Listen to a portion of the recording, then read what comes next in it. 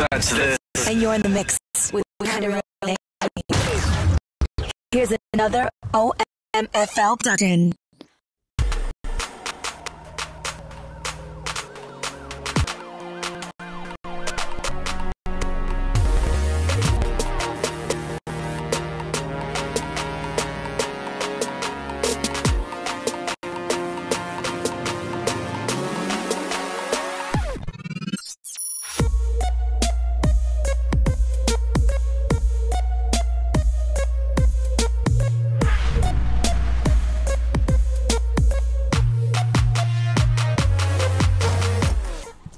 Good morning and welcome to Press Pass Live, your weekly podcast show for the OMFL, your award-winning podcast show. I got to get used to saying that now since Lee Crawler has given us the award for Best Podcast of the Year, man. It's been fun. We are glad that you have joined us.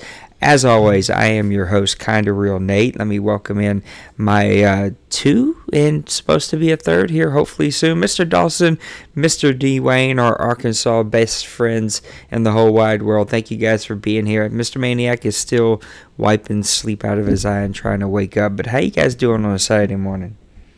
Pretty good, pretty good.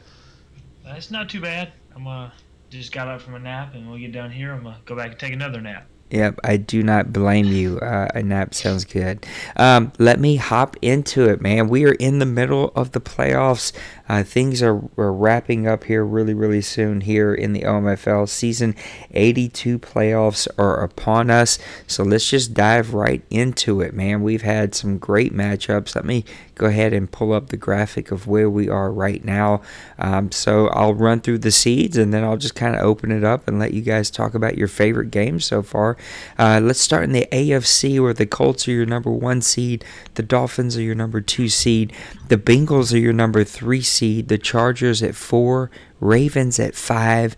Patriots at 6. That set up Chargers and Ravens, Bengals and Patriots, with the Dolphins and Colts waiting on the winners of those games. In the NFC, it was Saints at 1, Seahawks at 2, Cowboys 3, Bears 4, 5 would be the Atlanta Falcons, 6 would be the Arizona Cardinals, and then that would set up the Cowboys and Cardinals, Bears and Falcons, with the Seahawks and the Saints waiting on those. After those first round of games, you got the Chargers falling to the Ravens 16-23.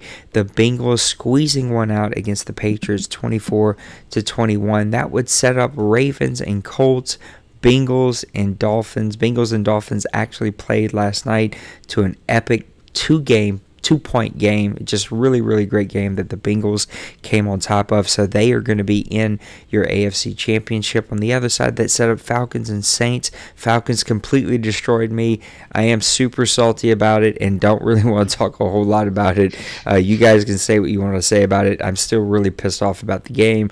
Cowboys and Seahawks, and I don't think that one's been played, but that should be an epic battle. So that's where we are in the divisional round. 2 games left.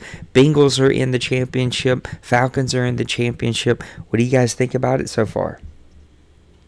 I'm super salty about it and don't really want to talk about it. Yeah, see, the wild card, to me, all games was kind of tooth and nail, played till the end.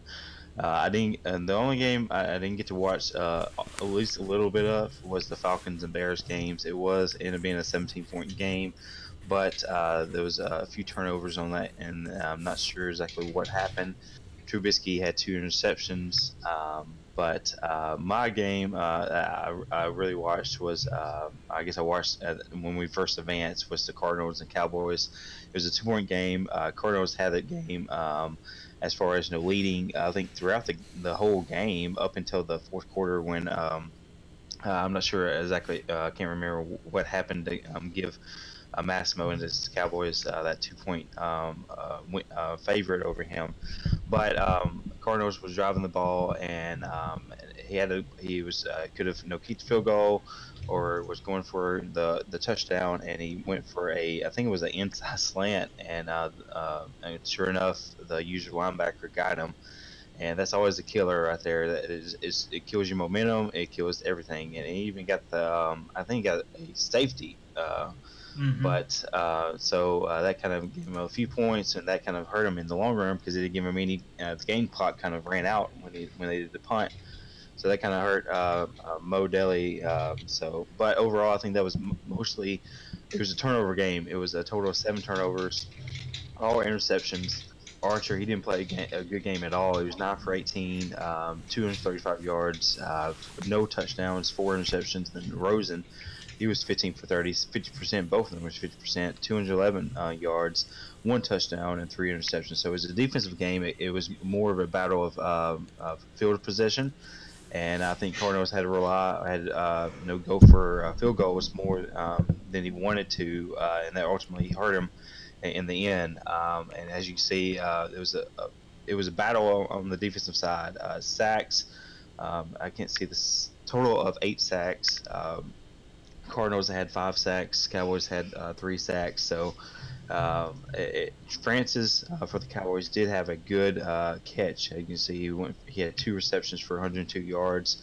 And then Matthews for the Cardinals was 6 receptions for 95 yards and a touchdown. So it was a good game for receiving.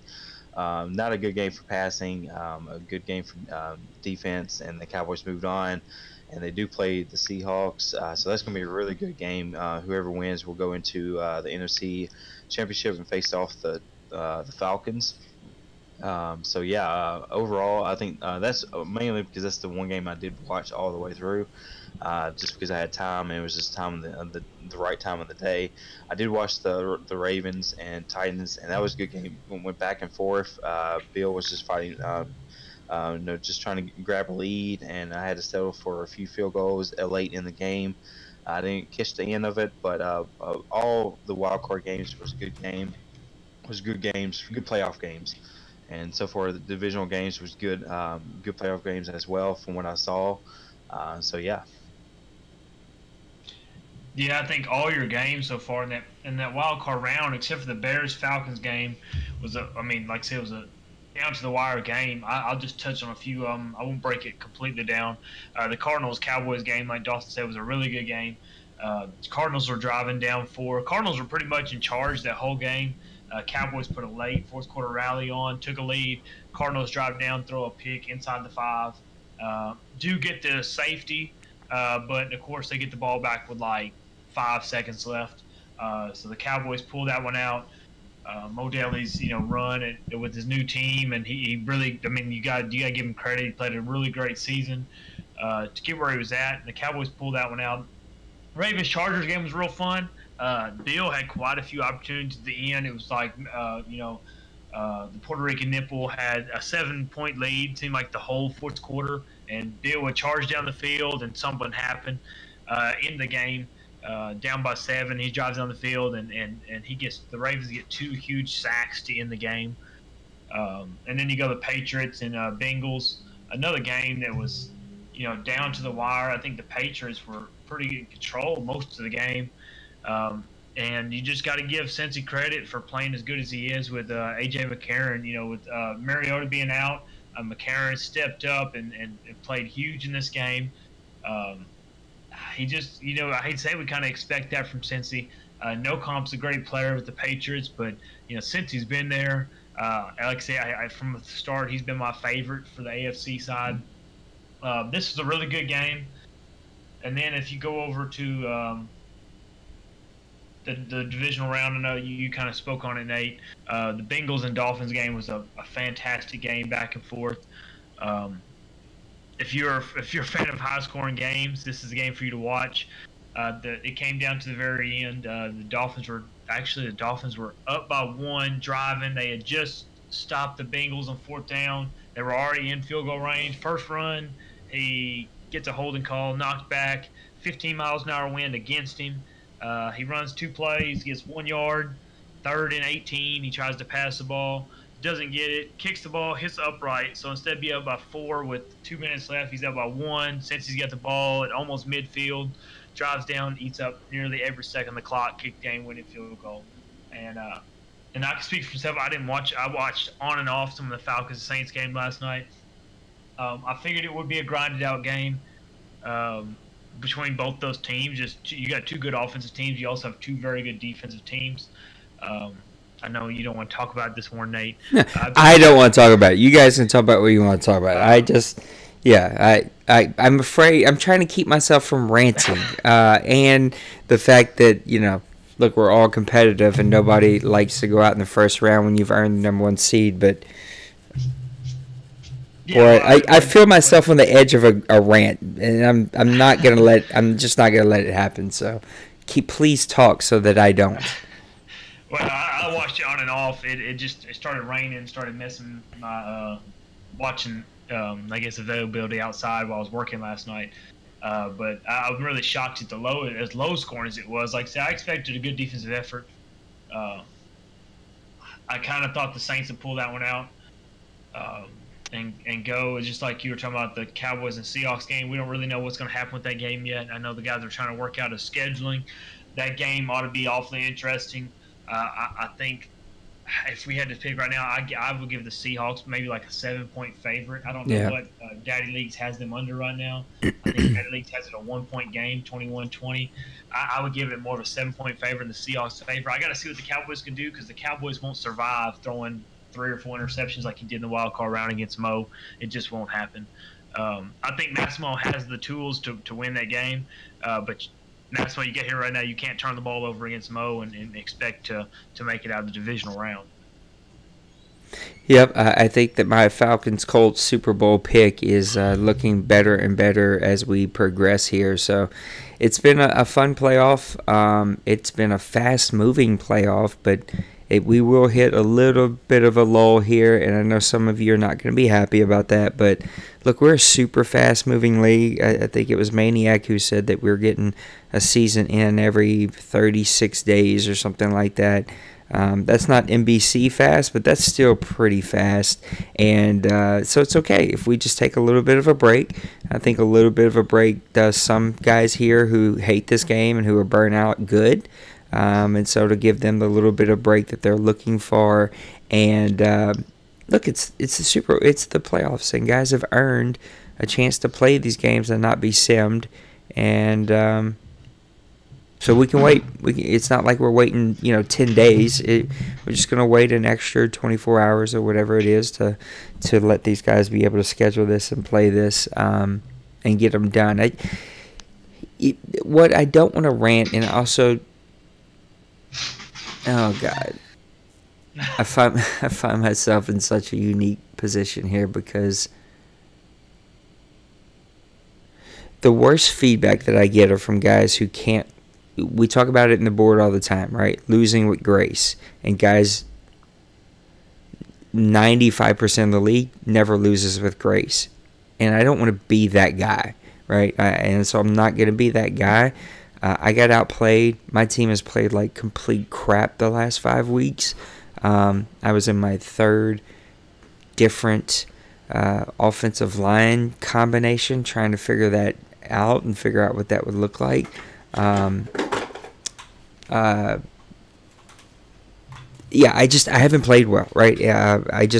No running game. My running game has completely disappeared, and so I'm there's the frustration of me and how I played that game. He forced me into some bad decisions, but there were some things that happened early that game that always happen in the playoffs where guys blend the line.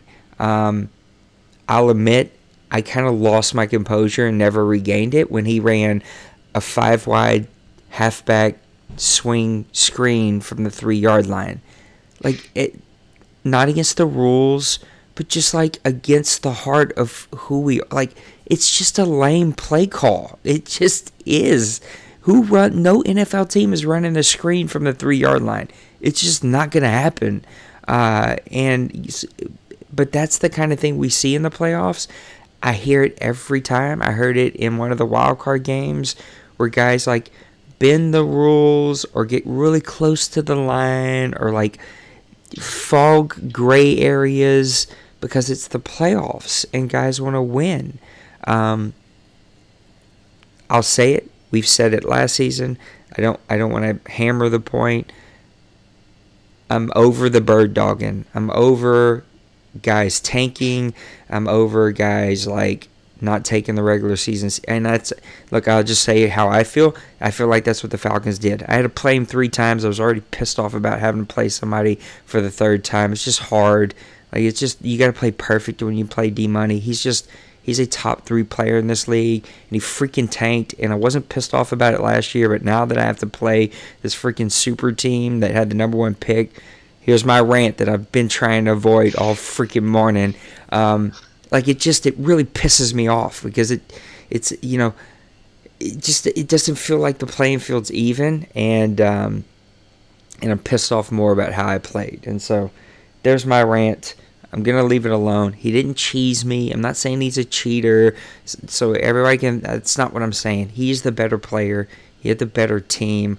I hate some of the play calling that I've seen. I hate some of the play calling that happens every playoffs from a lot of teams here. I've seen Super Bowls that were tainted because I was embarrassed as I spoke about the, we would do commentary on the game, and like, I remember 2 seasons ago, or maybe it was last season, I don't remember, I just was embarrassed in commentating the game because of the play calling that I seen. So I really expect and push, I don't know what word I'm looking for here, that the rest of the playoff teams, that you guys will tighten up your play calling and be held to the same accountability that we have during the regular season. Things should not get gray because you're in the playoffs. So there's my rant. Moving on, let's go enjoy the rest of these playoffs and get to the off season, because season 82 is right around the corner, and all of the teams that are now done, you're going to have that opportunity to hit the reset button. So speaking of reset button, let's talk about a couple of things that we have added here that have just become one of my favorite things. I was hoping that Maniac would be able to be with us, but he might have overslept, which happens. The Pro Bowl is out, and the season 82 Pro Bowl is out. If you are watching this and don't know what that means here, we ignore the Pro Bowl that happens in the game, and we do our own votes here in the OMFL, where the league owners vote. All the owners voted but one, and that one really never does anything here, so we didn't wait on him. He had plenty of opportunity to vote, and he decided that he did not want to participate, but 31 other owners participated, and that's really, really awesome. You get XP for this, and so first team players got 3 points of XP that they can use on their players within the rules. Second team players got 2 points of XP that they can use. And here is the NFC and AFC quarterbacks and running backs. You got the Saints, Jared Goff, team 1. The Cowboys, Jeremy Archer, team 2. AFC is Marcus Mariota, who's now hurt, but the Bengals are figuring it out. He's first team. Carson Wentz of the Colts is second team. NFC running backs, Joey Martin of the Seahawks, first team. Alvin Kamara, second team. Tied for the second team, Saquon Barkley and Jordan Howard. In the AFC, you got Bo Scarborough as first team. The Ravens, Mercury Golden, who's been a superstar stud, second team. And then Amir Abdullah for the Bills in the second team. So that's your AFC quarterbacks and running backs. What do you guys think about the Pro Bowl and these quarterbacks and running backs for the AFC and NFC? Yeah, I mean, I think these are solid picks, and I like the way when we first implemented this cycle, is that, or a lot of times when you see in the game, the Pro Bowl, it's random. I mean, from what I can see, I mean, if you win, I guess majority of your games, they just pick the load of that team and just give them the MVP or give them the Defensive Player of the Year or what sort. So at least in here we can see people are actually I guess having guys that are actually playing well and everything. I think I had one of my guys before we did this, he was leading the league in tackles, and he still didn't make the Pro Bowl. And you figure that if a guy leading the league in tackles, then you at least make the Pro Bowl, and he didn't. So that's kind of weird in game wise. And so yeah, overall I do like all these these picks. Except those Cowboys, I don't like to see that Archer up there. I mean, I don't know if it's just because I prefer Newton up there for the moment, but He kind of stuck it up. Newton, he does not have the clutch trait. As you can see, I lost my last 2 games and I missed the playoffs. But overall, these are some solid picks. I'm hoping we can see some different names up there because consistently, mainly in the receivers, I'm seeing the same names every Pro Bowl. So hopefully we can kind of change it up in the league wise and kind of have some some new names up there and make the Pro Bowl and kind of transition into some top players. I'll tell you, my favorite pick out of these ones you just pop out is I was really excited to see Amir Abdullah on there. I know Josh. Yeah, me too. Really excited to see him on there.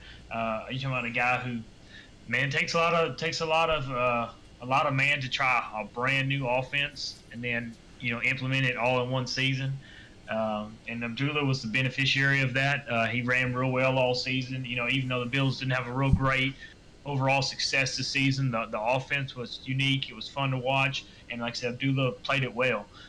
You look through some of those names. I mean, you do have some young guys. I think Martin's a rookie. I think Golden maybe a second-year player. But you got a lot of talent. You really can't argue with none of these running backs, even especially NFC. Martin, Kamara, Barkley, Howard. Howard was really underrated this year. Howard had a really, really good season running the ball. And you go up top, and like I said, Goff and Archer, and then Mariota and Wentz. You're talking about 4 really good quarterbacks. I think people got it right on the quarterbacks and running backs. I know Dawson wanted to see Newton there. I voted for you, Dakota. I did. Thank you. Even though he was 20 for 23 for touchdown to interception ratio, so he wasn't good at all. So I love the votes too. I love how he started posting the votes. Yes. Yeah. I will give Massimo that he's the biggest promoter. He's the best promoter I've ever seen. He's like Jackie Moon or something like that. He really promotes his team, and I'll give him that. And it works out for him. The only one that might be better than him is Outlaw. Outlaw really promotes his guys too. But I think you got some really solid picks as quarterbacks and running backs. I really don't think you can have any arguments there on who could have played in. All of these guys were real well deserving of their spots. Let's look at the AFC, NFC wide receivers and tight ends. And I'll be completely honest, the number 1 vote getter in the NFC completely shocked me. I did not think that this guy would make it, but it's my guy, Levanton Fitzgerald, Saints wide receiver. The Cowboys wide receiver, Michael Gallup. Wide receiver from the Rams, Brandon Cooks. Seahawks wide receiver, Javier Edwards. Cowboys wide receiver, Chance Francis. It sucks to see 2 Cowboys that made the list, but he got the votes, and like you said, he's the best promoter of his team, and so he made it up there. I love when you see these teams who maybe struggled, didn't have the season they hoped. The Bills, the Rams, right? They still get their guys up here and get identified for still having a really good season. So that's, again, why I love this. If, again, you're new here in the OMFL, we absolutely kill all the way the off-season awards. So when you advance from week 17 to the playoffs, we set all XP to 0. We don't really allow those because we give it ourselves in our own votes. And so we give you XP either in Pro Bowl and then the zillion other incentive programs that we've created. And I personally love that. I just love the way it works. AFC, you got Gilbert Nixon, he is going to be the next Forbes, right? He's going to be that next Hall of Fame receiver here. That guy's been a stud since he's walked in the door. Titans, Tatewan Taylor made it. Tyreek Hill for the Chiefs. T.Y. Hilton for the Colts. And then the Browns wide receiver, Damon Ratley. The tight ends for the NFC and AFC, which are always tough to vote on. You got to go digging. And I commend the OMFL owners for that. You don't have tight ends in the top even 20 of top receivers here in the OMFL, but 49ers tight end George Kittle, Falcons tight end Austin Hooper, and the AFC is Titans tight end Tyler Elford, and the Dolphins tight end Mike Gesicki. And those are your NFC and AFC wide receivers and tight ends. What do you guys think? Yeah, hats off to all the guys that made it. Is like you said about the tight ends. I know when we first got in I don't know if we just transitioned into a new Madden or what, but last Madden we was kind of fighting that the tight end targets, was leading the team, or what sort of that. And we had a few in the beginning of the cycle, but we kind of toned it down. I think all of us, like you said, that we kind of focus on receivers first. We don't really see those tight end targets high. We do, I guess in real life you see, guys, the Chiefs and the Patriots targeting Gronk and Kelsey, all game, or even the Eagles with Ertz, and it's kind of annoying, just basically they're just dropping it down. They don't, but that's NFL. We move on to that. But yeah, and like you said with Gilbert Nixon, if you look at his data leagues picture, it's like an old dude. That's right there. He's 28 and he's a solid guy. So Jay Glaze, if you're looking to trade him, just holler at me. I got a first round pick for him. I need a solid receiver out there. But all these guys, like Dakota was saying, and same for the quarterbacks and running backs. And you can't really argue the ones that made the list. And we got a few promoters out here, so it does kind of, I guess you can see from the voting, but overall, they do put up the numbers, so you can't argue with that. They do, I guess, deserve to be in that position, and if they just so happens to get enough votes, then they make the Pro Bowl. So overall, solid guys, and so yeah, I am happy to see some of these guys, like you said, that didn't make the playoffs, at least have a few guys into the in the Pro Bowl. Yeah, I think the Fitzgerald and Ratley are the two shocking ones. I'm not being humble, fake humble. I just didn't think anyone would even recognize Fitzgerald, and he got the #1 votes. And then Ratley, the Browns' offense wasn't really known for a whole lot, but yet he was able to get those votes and get on that team. So I just love when that happens for teams who, again, didn't have the season that they'd hoped for. They still get identified for having a great season. What do you think about this, D-Wayne? Well, I might be a stat freak. I think Daddy Leagues, if I type in D in my search bars, Daddy League's the first thing to pop up. So yeah. I'm always looking up stats or something on there. But I mean, if you had to look at Fitzgerald, I know I'm just going to jump on the two guys you named. Fitzgerald's 4th in the league with 1,486 yards receiving. You can go to Ratley, and I spoke to this when I played K Week 17. If guys are overlooking K right now, his offense is slowly clicking together, and that's always been his thing. Is his offense has always been the one that held him back. His offense stepped up Week 17. He's got one of the best defenses in the league, and he's got Ratley, who just really torched me that Week 17, and he was 11th in the league this year with 1,314 yards and 9 touchdowns. No, 2 touchdowns. I'm sorry. So he's got a little spark over there. I was kind of glad to see him get a little recognition. Like I said, Kay don't really, he's so busy. He don't really promote his own guys. And he's just an under the radar receiver who like I said, I'm glad that he made the Pro Bowl. I'll do like kind of the disparity. If you look at the NFC side, you have 5 guys within 4 votes. And then you go to AFC and you have 25 to 17, then you drop all the way down to 11 votes. That's kind of interesting how it dropped down so much. Then if you go over to the, we're talking about the tight ends. Before I say that, the Cowboys guys, it is interesting. He's got 2 guys, but I looked like Gallup. I think Gallup had. Yeah, he's a stud. He was 5th in the league, and then you look at Chance Francis had 18 receiving touchdowns, while also being 17th in the league. And I guess that just attributes to Massimo's passing game. He does like to air it out, especially with him trading Zeke this year. And he never really found his footing with Henry. He really did rely on the passing game a lot more.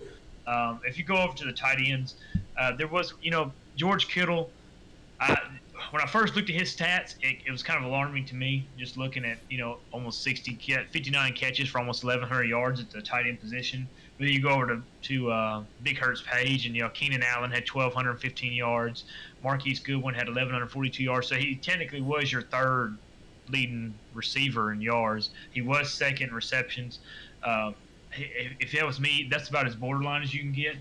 But I don't think I've seen a complaint all year about him spamming his tight end. Yeah. So if you want to look at an example of somebody who really, I guess you'd say pushed the tight end to the limit and used him within the rules, it would be this one. And I think Kittle was hands down probably your best tight end this year. But like I said, you look through the Gilbert Nixon, is one who I think would have even gaudier stats if he had anybody but Chad Kelly throwing to him. And I know that Glaze can make an average quarterback look great, but I would love to see Nixon with a quarterback who had the arm to put it on him down the field. And because that guy right there is just a beast. He's Megatron, in the second coming. Tywan Taylor, somebody who came out of the blocks this year tearing. I think he had 400 yards combined in my 2 games I played against him. He did slow down towards the end of the season. Not really sure why, but he did kind of slow down. And then Tyreek Hill being third, he's just going to be even more dangerous with Massimo at the helm this year. Then you go up there and look at Brandon Cooks, the Rams. I know, like I said, he did have a rough season, but Brandon Cooks had an amazing season in that Rams offense, and that says a lot. Just being able to put those stats up, and in most of those games he was behind or really close in. And then Javier Francis, and who we, infamously all talked about, Mo said was not going to be a good player at all. Yeah. And I think we were proven, everybody was proven right except for Mo, unless, Mo was just smoke screening us. But I think it's a good choice of guys. Like I said, I was really nice to see, like I said, Fitzgerald there. Fitzgerald wasn't as big of a surprise to me because he'd just been there all year. But Ratley was a surprise to me, a good surprise. I'm really, kind of excited to see him there.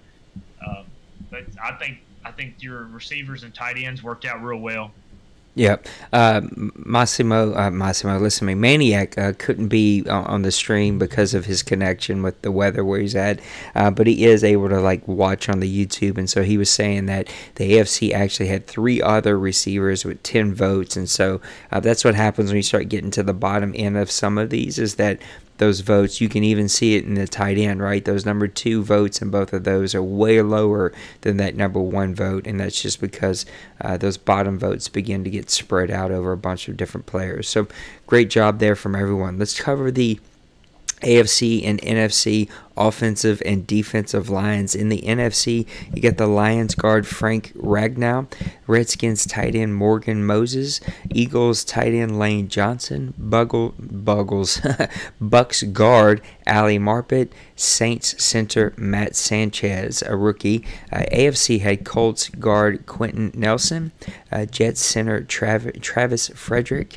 Steelers guard David Castro, Jets guard Will Harrelson, and then a tie for the last tackle, the Bengals tackle Adrian Santai, and the Ravens tackle Orlando Brown. In the NFC and AFC defensive line, you get the Vikings defensive end Daniel Hunter, Cowboys defensive end Tavon Graham, Giants defensive end Olive Vernon, Redskins defensive end Myles Garrett. So a big trade there for the Redskins in the middle of the season. AFC, you got Chargers defensive end Joey Bosa, Pats defensive end Silas Wadsworth, who I think was like a number 2 pick in the draft or something like that, if I remember. Yeah, Browns defensive end Emmanuel Ogba, and Dolphins defensive tackle. Good to see a defensive tackle getting some love, Griffin Joseph. And so that's your NFC and AFC offensive and defensive line. I know Maniac and I talk all the time, especially around offensive line. I want him to expand that just a little bit more. I know it's hard, though, because if you get too many, then the votes get too spread out, and then it's really hard to pick who your top guys are. But yeah, what do you guys think about these votes? These are always the fun ones to me because, in my opinion, I think I've learned this the most from Dwayne. This is where teams are either built or not built. This is where games are won or not won, is in these 2 areas. And though they're not sexy, and they're not going to put up sexy stats, and they're kind of hard to vote for, in my opinion, this is where things are won or lost for teams. Yeah, I'm glad to see a alum from University of Arkansas Razorbacks. Frank Ragnow is out there. DBL, if you ever want to trade him, just holler at me.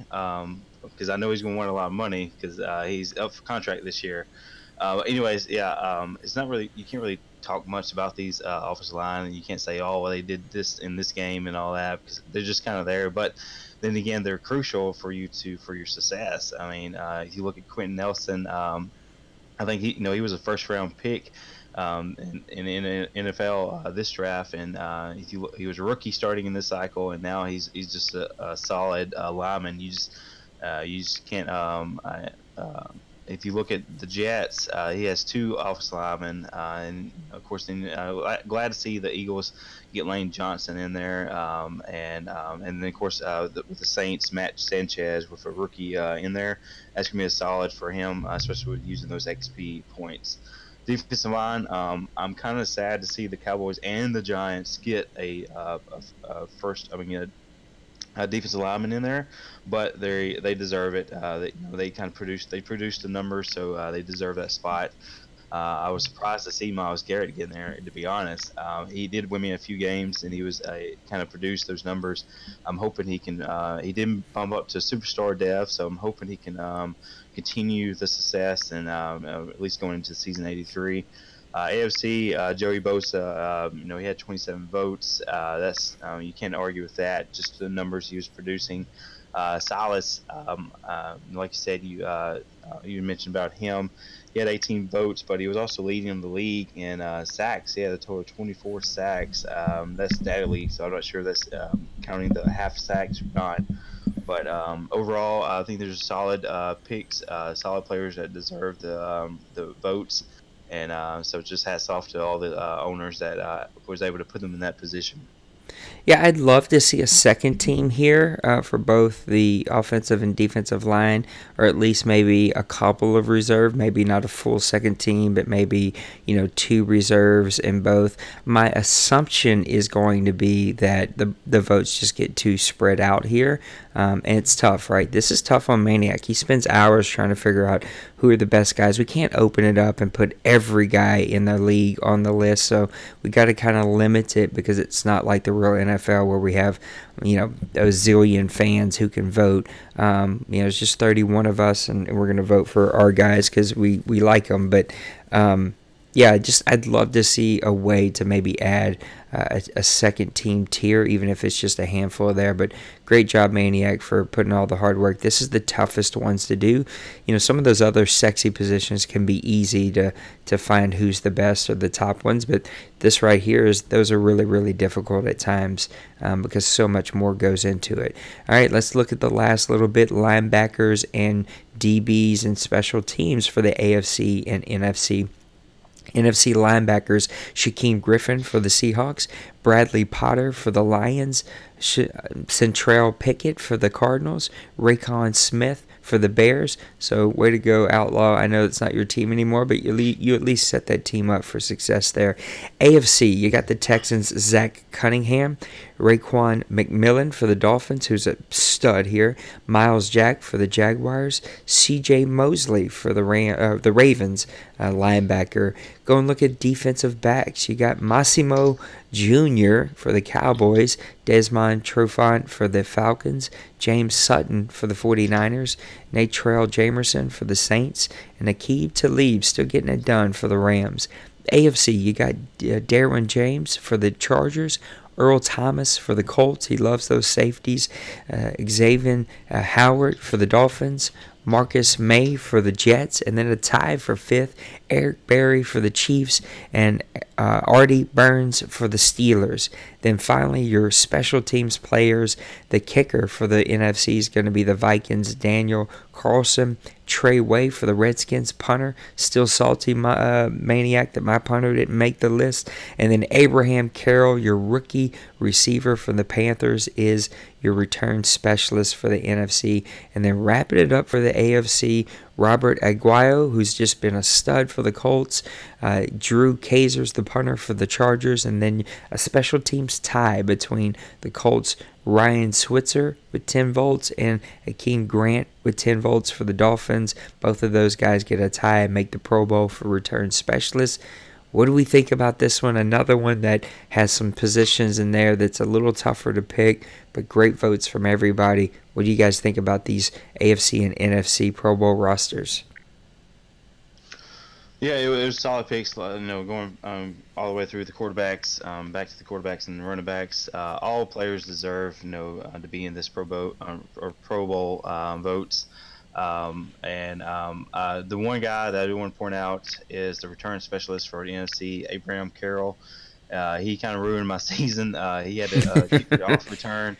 I had the momentum. I think I scored was within like maybe I think we tied, and he just ran all the way back late in the fourth quarter, and that just killed my momentum. So hats off to him. So yeah, all these guys are just deserving, and just hats off to them. Yeah, you can go through. Well, let me retract that. Quentin Nelson is a sexy offensive lineman. I just want you to know that. Is he? Okay. I'll take your word for it. Your center sounds like an ex-porn star. I honestly, my center's not even my best rookie offensive line. It's just how the votes went. But I was just going, and it's well sung. You're talking about the offensive line on, it's really tough to pick those ones because, like I said, you can go from your run-heavy teams to your best passing teams have to have great blockers too. So it is really, really tough. Yep. To go with that one. But if you go through these ones, you look at Pirelli Jr. has been a stalwart. I think he's been an import over from last cycle. Trufant with the Falcons. Sutton with the 49ers. I think Sutton was I can't remember if he was an import or I think he was an import. Yeah, he was. And then Jamerson with your Saints and Talib. I'm still not happy about Talib in real life, so I don't want to talk about him. Then Derwin James and Earl Thomas and Marcus May and Howard. The AFC is some good players. Yes, very. And like I said, I really like seeing those safeties there. I'm really excited to see that. But then you go down your special teams. I picked up Aguayu after he got cut, and they made a documentary about him in real life and picked him up. So I think a kid, I always tell people all the time, kickers are key here. You can't leave points on the board. And, sometimes it's also not in your play, either way, if you have a good kicker or not. But I do think there were some really good choices here. I was really excited to see Marcus May on there for the Jets. I've been trying to trade for him for years, and Clyde won't let me have him. But other than that, man, I think you had a really good choice here. I bet Dawson was really happy to see see Way there as his punter. I was really happy to see Ryan Switzer there. If I don't petition for any player, I was petitioning for Ryan Switzer. He's my return specialist. But I think you had really good turnout. Like you said, I'm really excited to see 31 out of 32 owners vote on these. I don't know who the one is. I won't ask you to call him out on here. Oh, I'll call him out. I have no problem with it. He already thinks I don't like him, which is not the case at all. It was Brady. It's super disappointing. It is what it is. Brady's kind of done with us and done with me, but it sucks because he's such a long-time owner. But I think it just speaks, like you were saying, to the amazing, like everybody participated, man. I just think that's cool. Well, I just think you look at what Maniacs did with this. They put a lot of time and effort into it, and for guys just not to show up, it's slightly disrespectful. Somebody put hours into it. And it takes what, less than, if you do your real homework, less than 15 minutes. Yeah, I was going to say I was probably one of the last ones to do it, just because I didn't want to just click through it. I really wanted to pull up Daddy Leagues beside it and look at stats and vote. I use the game. It takes me less than 5 minutes. And mine, like I said, mine came in a little later, but it just don't take 30. I feel like I can't complain. No. Having that many people vote for it, that's a really good turnout. I'm not sure on the Sportsmanship Award, which I know we're going to talk about here pretty quick, how many people has voted on it or not. That's a good question. But I think it was a good Pro Bowl. Like you said, I wouldn't mind seeing a few more offensive linemen, especially on the offensive lineman side. Defensive end, you can find, like you said, it's easier to pick out your defensive stars and even your I guess you say your skill position stars. The offensive line is really tough, and it's a really tough, especially if you ain't got no superstar build. I always said that about Quentin Nelson. He came into the league at 21 years old and he was superstar development. There's no special way to build him. He's just going to build himself. But those offensive linemen, for the most part, have been really hard to build this cycle. But I thought we did a really good job as a league voting, and you got to give Maniac props. He did a really good job on this Pro Bowl. Yep, I agree. This is just tons of fun. He also does this with Coach of the Year, and I love it. And I think it's one of the things. You guys know my rant. I don't believe there is a quote-unquote best ever league. I think there are better fits for people. but I think that there are leagues that try to be innovative, right? And there are leagues that try to do something different. And I think that's the bucket we fit in. We just do. We do things differently, and we try to be innovative, and this is one of the many ways that I feel like we're innovative.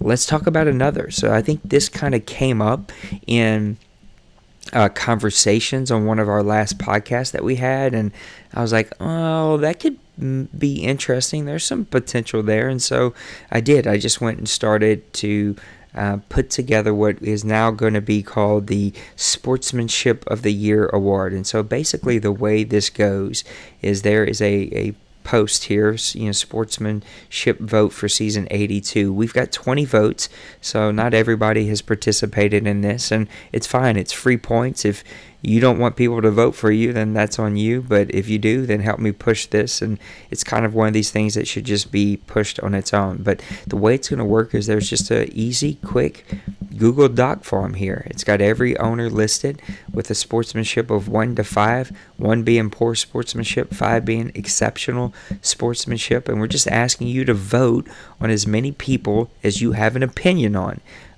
And for an owner to receive points, they need a minimum of 3 votes. That number comes because you play at least 3 people in your division. And so if you just get those 3 people to vote on you and you've been a nice dude, then you can do that. Every interaction counts. So if you're just somebody who, I've never played Chaotic, but man, every time he's in the chat, he's whining and complaining and being negative, then I may have my own view on what his sportsmanship is, even though I've never played him. So I can still vote on him. And so no votes are required. You vote on as many guys as you feel like you have an opinion on from interactions and trades. I know that we have guys here in the past, right, who would, be working out a trade, but also be working out that same player in 6 other trades, and all of a sudden pull him from you because he's going over here because he got a better deal, right? That's poor sportsmanship. That's going to give you a lower rating. So anyway, this is out there again to promote what we are. I'm a big believer in awarding good behavior instead of trying to sway bad behavior by negative consequences. I do believe in accountability, and I've showed it with our FPR this year. More people have been put into the system this year than probably ever here in the OMFL because I really held people accountable. And yeah, that's where we stand. So I'd love to hear your guys' inputs. This is one of the few things that I got a little input, but I really felt passionate about, and so I did move forward without waiting and getting a ton of input. And so what do you guys think about this being an addition to the league, and what do you think about the whole idea? So the way it works, just so again I'm clear, is anyone who gets an average of 4 or higher will receive 1 incentive point that they can use. It's a free point. It's not a lot. Maybe that number will increase to 2 or something like that, but look, it's a free point, all for just being a good sportsmanship, and everyone who receives this will get that free point. Again, I'll probably bump it to 2 next season, maybe even bump it to 2 this season, but it is what it is, and this is where we are. What do you guys think about it? Yeah, I like it, like you said. I mean, it's a free point for you being, an adult. I mean, actually, being proactive and playing games. Not being, like you said, with the trades or kind of going back and forth. We had one guy I think we can all agree on, B-Hog. He used to he would, like you said, try out 6 trades, and then you just pick the best one, and then get guys to switch positions and all that. It just became a hassle, trying to trade with him. And that guy is now a commissioner of a league, which is mind-blowing to me. Well, good luck with that league. Anyways, I do like it. It is kind of gives us incentive, not incentive. I mean, you just be your own, and I think a lot of us will be able to at least get that incentive point. Maybe somebody, hopefully everybody will. That's our goal, is every 32 owners get that incentive point for being a sportsman. So I do think majority of us, some of the guys that are just here to play the games, might not, might be in and out, busy with life or what sort. But overall, I do like it. So yeah, it should be a good incentive point. And Dawson, you talked me into it. Everybody's getting 2 points. So I'm moving it from 1 point to 2 points. Dawson twisted my wrist, and I'm giving it 2 points. Yeah, I think this right here will just, I hate to say, hold people accountable, but it's not that hard to be a human being. And just be straight up with some of these guys. Like I said, I know probably 2/3 of this league have been here for a while. And for the most part, I feel like all of them play me, give me straight up. They don't run me in a circle. But we have had characters here who you just like you said would run you in a circle and play you against somebody else, or just weren't good sports at all. And I know Nate likes to bring up the one time I wasn't a good sport to him, and I've apologized to him about this before. But for the most part, it wasn't bad sportsmanship. You just didn't talk to me for a week. It was sulking. I was 1 for 14 against you. Give me the 1. You know that they say the first cut is the deepest, Nate. But it's one of the things where I feel like, man, I don't know. I try not to, especially after a game, win or lose. I usually try to be real nice after the game. If I win, I try to find something nice to say about their team, along with our team, no matter how bad the game was. That's what feedback forms are for, guys. If you have a problem, I try to take it to the feedback form. I don't try to just attack my opponent after the game. I think that just there's nothing good that comes of that. But for the most part, I think, if for one, I look at sportsmanship as not going into the chat during the game and griping about the game and the opponent while you're playing, or even after the game. I really don't want to go in the main chat and hear you just trashing somebody. Now, he might deserve to be talked about, but that's just not the time or place to talk about somebody. And I had 2 or 3 games this year, and I won't name them because it really wasn't. It really wasn't there how they've been for the last 3 years that I've been here. But I had 2 guys that just still haven't talked to me after our games, and it was 2 guys who usually are pretty. I guess you say we're on good standards. And I get it. I understand the frustration, but I try to make sure to say something positive after every game. But I think this is a good thing. I think it's going to hold the people accountable. And maybe, some of the guys that don't get a 4 or average, I hope they kind of, look and maybe reevaluate what's going on. But I think it's a good thing. I think it's just extra incentive. And most of the guys, 90% of our guys won't have a problem at all getting this incentive, because I think most of these guys here are really good guys. But there is some stuff, and I'm sure Nate has covered it for Maniac and Dawson and any of the board, and I've seen just members talk about it, that there's just certain things that I think a lot of us can work on. And like I said, I think this will kind of help us hold each other accountable. Yeah, Maniac said he likes it. Just brings a different perspective, a perspective from everyone and kind of their overall thoughts, even though the punk gave me a 4. Jerk. I will say, I probably hurt my rating with my rant that I tried to avoid earlier. I just want to be clear again. D-Money did nothing wrong. I knew he was going to be the better player. A little frustrated with the bird dogging that he does, but he is a very good player. He did nothing wrong. He deserves to be in the NFC Championship. He was my pick to go to the Super Bowl, so I just don't want there to be any confusion about that at all. And we all kind of fall victim of being frustrated after a game, especially when you put in the work, right? And you work as hard as we do to either build your team or to play good, and then you lose it at the end, and your season kind of goes away. So it can be frustrating, but that's the times when we walk away. I mean, I even spoke with an owner this week. Kind of came out of nowhere. It just the conversation came out of nowhere, but he played in another league, and the guy who was second in charge, kind of like co-commissioner type thing, was running 4 verts inside the 30-yard line, went up 35-3 with 2 minutes left to go in the game. So yeah, if you think that things are not great here, please, please, please, I adore you to go and try one of these amazing leagues that are out there. There are thousands of them, and I'm sure that if you can't find what you're looking for here, go taste one of those, because you'll come back, and we'll be here to accept you with open arms. So that's where we stand, and that's kind of basically our show. So I'm just going to kind of open it up as a free-for-all.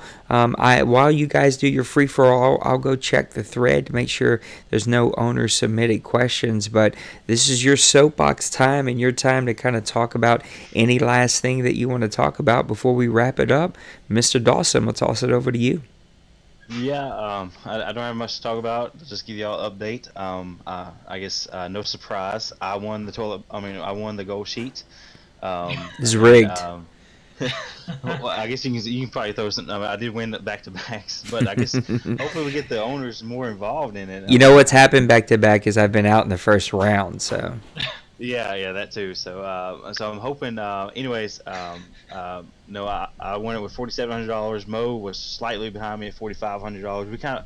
I didn't place a bet for like the last 6 weeks, and he didn't either. So and then Dwayne, he got crept up there, and he won third place with $1,600.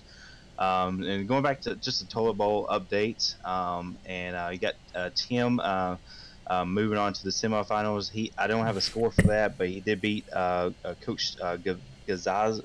I can't say his name. Yeah, me neither. You Coach Cheat. There you go. Sorry, I guess Arkansas slang. And then I beat Maniac last night, 41-38. That Chiefs team that come out of the box, coming Madden 20 is just going to be crazy. So anybody in the AFC West, you just better watch out. Anyways, and then you got Colin is I'm not sure who he played, but Colin he beat Duvall 33-28. So we're kind of slowly moving on. We're waiting for those NFC South teams. We got Priest and DBL. I think Priest they're working on different schedules, but hopefully they can work something out today or tomorrow, so we can move on to the semifinals and Tim can face whoever wins that game. So yeah, we're slowly, we're in the semifinals, and hopefully we'll be done by, if I had to guess, by Monday or Tuesday night. Yeah, I think the gold sheet is rigged. Dawson and Mo win it every year. I always finish third place by like $6,000 less than what they got. I do think you had quite a bit of activity. It's just at the first of the season, like I said, I know it tails off towards the end because nobody has any money left. But I thought that does pretty well. I think the toilet bowl, would you have 8 teams this year, Dakota? Yeah. That's good. We actually had one person come in late, but unfortunately we already had the game going on, or the bracket started, and it just would have been a mess to have 9 teams in the bracket. So we had to just keep it at 8. And like I said, 8 teams, which were last year. I know we were kind of disappointed in the turnout for the toilet bowl last year. And, talking about the playoffs this year, I think it's going pretty quick. I know we haven't. If Nate has decided on what we're going to do about the Cowboys and Seahawks game, or as a whole, what we've decided on. But our league has been moving extremely, extremely fast this year. I know Nate has kind of put a number to it. Him and Maniac have. I don't know. I know we used to get 6 seasons. Is that right, Nate? Yeah, usually that's what we've been hitting. 6 seasons, and we've been running through it. Like I said, this is going to be the end of the 3rd season, and we're in January. But I think this season as a whole was pretty great. I think you touched on it when you talked about what you've seen in other leagues and what you see, and I do think guys, hopefully they don't take for granted what they got here, because I've seen a lot. I've seen some crazy stuff in these other leagues that I will never wish upon anybody. But I think I'm trying to think what we've covered: the gold sheet, the toilet bowl, Pro Bowl. I don't know. I'm still half asleep. So I'll let Nate pass that on and see what he has to say. But I think it's been a great season. I think it's going to be. I think we're going to have a really good showdown. I'll still go with my Bengals and Seahawks prediction for the OMFL Bowl. So we'll see. Hopefully we get some good games towards the end of this one, and we carry that momentum over to the off season, because I know everybody gets really excited for the off season. And I've started just calling him Josh Dakota, because Coach Guevaro or whatever it is. I just go Josh. I feel like Josh school, just like I can't say is it Mackey? The Puerto Rican Mackey, name? yeah, Mackey. So I just call him Puerto Rican nipple. Plus, I just like to say the word nipple on here. Nipple. But I'll pass it to Nate. Like I'm just rambling. We can say nipple. We just can't show them. So I think that we're okay. Yeah, I think it's been a great season. Look, so here's the dilemma that we'll just kind of, because I just went and quickly read it because I thought that the Seahawks-Cowboys game was figured out. So the Seahawks are on his 1 millionth vacation. Not salty that you're on vacation, just salty that I can't live a life like that. The guy earns it. He works really hard. He owns his own business, and so there's no judging here. Go on a zillion vacations if you can take them, but he is gone and won't be back until Monday night.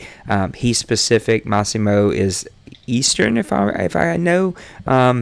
Yes. So, the Seahawks are playing early for him, 6 o'clock, but that's late for Massimo. At least pressure with kids, and he's a cop, I think, and so it's a lot of pressure, and so Massimo's like Simid, and Mo is fine with simming it.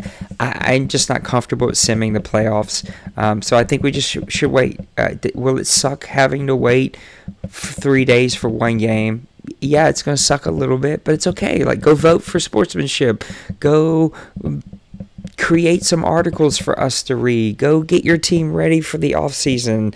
Go play PUBG or something else, right? Like, there's a zillion other options here that you can do. 3 days is not going to kill you. We can all suck it up and get through it, and it'll probably set us up to be able to get those rest of those games after that game is done over. Again, it's not my decision. That's how I feel, is that we should wait. At the end of the day, it will be between Bill, Kevin, and then the two owners, Massimo and Mo, so they'll figure it out. But yeah, it's been a great season.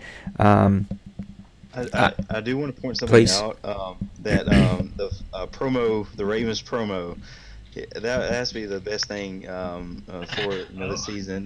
When he put the video out there, is I guess the place card is just free the nipple. So I mean, the way he put that up there, I just want to give him a hats off on that and just promote that, and that was a good thing. It was the way he set it up. I do want to I guess give him thumbs up for that. He did really. It was a really good put together presentation. I'm sure Nate didn't like hearing his voice. Yeah, repeated. Now I wish I could do that. That's really well put together. I thought it was really funny because it was such a realistic thing, as you would see a real hype video being done. And, yeah, he didn't post it. I was going to show it here on the show, but he didn't post it. It's just posted, I think, on YouTube. Yeah, I think it's on YouTube somewhere. It's posted somewhere, but it's not here on the blog. Yeah, I thought he did a real good job on it. Like I said, I just called when he put it through the chat that day. I was going to ask Nate about him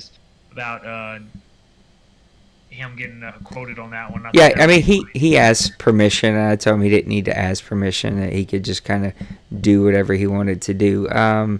Here it is right here. Let's yeah, we're not going to watch it because it just says the same things over and over. But if you want to see it, it is on his Twitter account, which is OMFL_Ravens. You can go watch it there. But yeah, he pulled the audio from one of our Press Pass lives where I said that he was doing it with smoke and mirrors. We were doing word association, and you hear me say smoke and mirrors like 50,000 times. But I will continue to say it hasn't been proved wrong. You just haven't played Dwayne yet, or the Bengals, or one of those teams where your quarterback is going to have to pass the ball 50,000 times and you're going to have to put up some yards. So I'll just say it hasn't been proven wrong yet. Yeah, I think it's been a great season. It's been a lot of fun. There's a lot of incentive plans out there. We're starting to work on our list for the off season to kind of get us prepared. So we're going to be into the off season before you know it. Just a little bit of patience. At this rate, it looks like the draft will be next weekend. So before you know it, we'll be having a draft. If things kind of play out the way they look like they'll play out, we'll be a quick off season into the draft, and then we'll be 8-10 days from now we'll be already into season 83, and yeah, some of us will be pissed and some of us will be happy and some of us will still be trying to be able to figure it out. So yeah, thanks to you guys for doing this. Let's go ahead and tell people where they can find us. Twitter, it's Grown Folks OC on Twitter, so you can go give us a follow. We always give you a follow right back, so we appreciate all the followers. We have 1,673 followers, or no, we're following 1,683 people. A lot of those are WWE you call, because there's like a zillion out there. We have 669 followers, so for you perverts out there, there's a good number right there for you. But if you give us a follow, we'll follow you right back. We're super active on Twitter. Our Twitch is Grown Folks OC. There's a ton of videos on there. I need to do some updating today and transport some videos from Twitch to YouTube. And then, of course, on YouTube, it's youtube.com/C/Grown Folks OC. There are over 3,000 videos, I think, that you can watch on there. There's 1,400 videos just on our Grown Folks TV playlist. But man, there's a playlist for every league, everything that you could possibly want a playlist for. And then finally, our website, grownfolksoc.com. Tons and tons of content there. Yeah, just a lot of really great things that are going on in our community. A lot of really great leagues with the TFL, the NBC, the ATG, the PFL, the PFFL, the OMFL 2. Man, I almost ran out of breath. There's so many leagues here now. And then, of course, all the other side leagues that we have. There's 5-shooter games. There's the golf. There's the FIFA, which has kind of been dead, this FIFA. And then, of course, our wrestling league, which is in the middle of our pay-per-view. The card was due last night, so hopefully the show will drop sometime this weekend. So just a lot of content, right? There's a lot of great things that you can be involved in and you can jump into. And so if you can't find a home here, then you're not looking for a gaming home, because if you're on the PlayStation, this, in my opinion, is the place to be. Lots of great leadership, lots of great owners, lots of great games that you can come here and play. So for Mr. Maniac, who was giving his commentary on YouTube, for all the people who tuned into the show, for my two buddies here, my Arkansas brethren, LSU has beat you guys already in basketball. I don't know how big of basketball fans we are, but LSU is legit this year. So to my LSU Arkansas rivalry brethren here in Arkansas, Dawson and D. Wayne, I am your host, KindaRealNate. Thank you so much for tuning in. We'll see you next time. Next time we're together, it'll be draft show time. It's my favorite thing that we do. So tune in for the draft show that will probably happen next weekend. We'll see you there. Have fun. Have a blessed week. Good luck. God bless. Peace. Dilly dilly.